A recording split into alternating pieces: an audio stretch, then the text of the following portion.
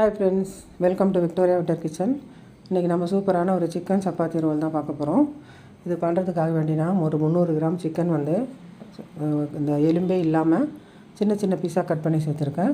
இதில் ஒரு ஸ்பூன் மிளகாத்தூள், ஒரு ஸ்பூன் தனியாத்தூள், 1/4 ஸ்பூன் மஞ்சள் பொடி, 1/4 ஸ்பூன் கரம் மசாலா, கொஞ்சமாக தேவையான அளவு உப்பு, ஒரு ஸ்பூன் எண்ணெய், ஒரு ஸ்பூன் இஞ்சி பூண்டு பேஸ்ட் இதையும் சேர்த்துட்டு நல்லா கலந்துட்டு ஒரு 10 நிமிஷம் இதை ஊறுற அளவுக்கு மூடி வச்சிடலாம். அதுக்கப்புறமா நான் சப்பாத்திக்கு மாவு ரெடி பண்ண போகிறேன். இது வெறும் கோதுமை மாவில் தான் நான் இன்றைக்கி பண்ண போகிறேன். மைதா மாவு சேர்க்கல. தேவையான அளவு கோதுமை மாவு எடுத்துட்டேன்.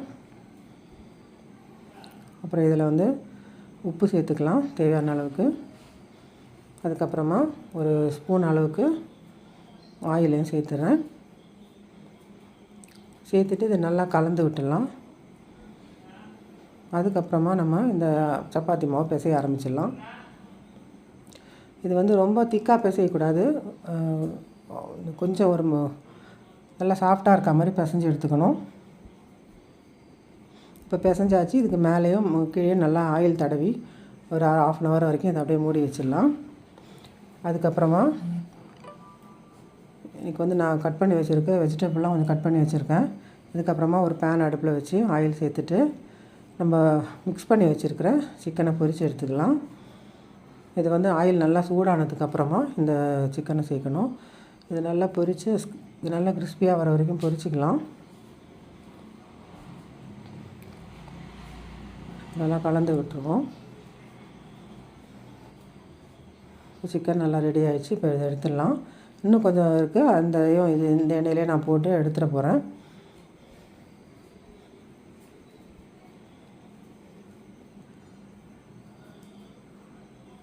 இதுக்கப்புறமா இது பொரிச்சதுக்கப்புறமா நம்ம இந்த வெஜிடபிள் எல்லாம் ரெடி பண்ணணும்.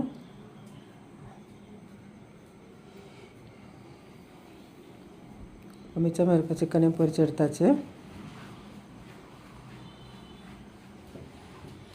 இப்போ ஒரு பவுல் வச்சுருக்கேன். அந்த பவுலில் இந்த வெஜிடபிள்லாம் கலந்துக்கலாம். கேரட்டு, பீன்ஸு, கேபேஜு, கொஞ்சம் குடமிளகா, அப்புறம் நீட்டாக நறுக்கின வெங்காயம். இதோடு கூடவே கொஞ்சமாக பெப்பர் பவுடர் சேர்த்துட்டு தேவையான அளவு உப்பு சேர்த்துடலாம். ஒரு பாதி அளவுக்கு லெமன் இதில் பிழிஞ்சு விட்டுடலாம்.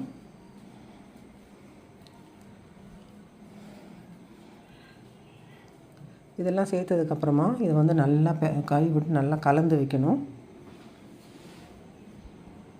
நல்லா கலந்ததுக்கப்புறமா இதை அப்படியே ஒரு 10 நிமிஷம் வச்சிடலாம்.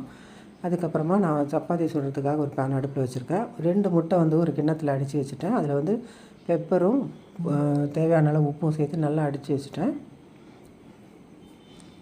இப்போது சப்பாத்தி எடுத்து இந்த தவாவில் சேர்த்துடலாம். சேர்த்துட்டு 2 சைடும் எண்ணெய் தேய்ச்சிட்டு நல்லா திருப்பி விட்டுடலாம். ஒரு சைடு நல்லா வெந்து வரும்போது அந்த சைடில் கொஞ்சம் முட்டையை எடுத்து நல்லா அப்படியே ரொம்ப அதிகமாக சேர்க்கணும்னா லைட்டாக அப்படியே தடவி விட்டாலே போதும். இதுக்கப்புறம் கொஞ்சமாக ஆயில் சேர்த்து திருப்பி விட்டுருவோம். திருப்பி விட்டுட்டு நம்ம எந்த சைடு முட்டையை சேர்த்துருக்கோமோ அந்த சைடில் தான் நம்ம இப்போ இதெல்லாம் வெஜிடபிளாக வச்சு ஸ்டஃப் பண்ண போகிறோம். இப்போ அதில் வெஜிடபிளெல்லாம் வச்சாச்சு. இப்போ கொஞ்சமாக சிக்கன் எடுத்து இதில் நடுவில் வச்சிட வேண்டியதான். அது கூடவே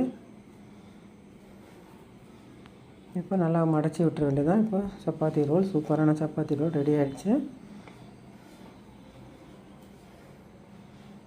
மறுபடியும் ஒரு சப்பாத்தி 4 வச்சுருக்கேன். ஆயில் 2 பக்கமும் சேர்த்துட்டு திருப்பி அதில் முட்டையை அப்ளை பண்ணணும்.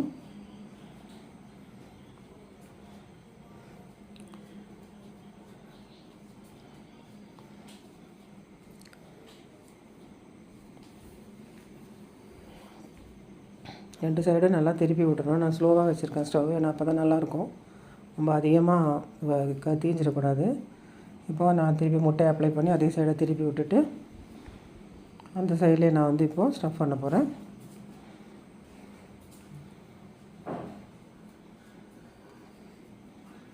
வெஜிடபிள் எடுத்து வச்சு மறுபடியும் அதில் சிக்கனை சேர்த்துக்கலாம்.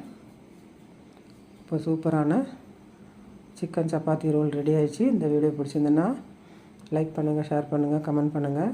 மறக்காமல் விக்டோரியா விக்டர் கிச்சனுக்கு சப்ஸ்கிரைப் பண்ணுங்கள். தேங்க்யூ.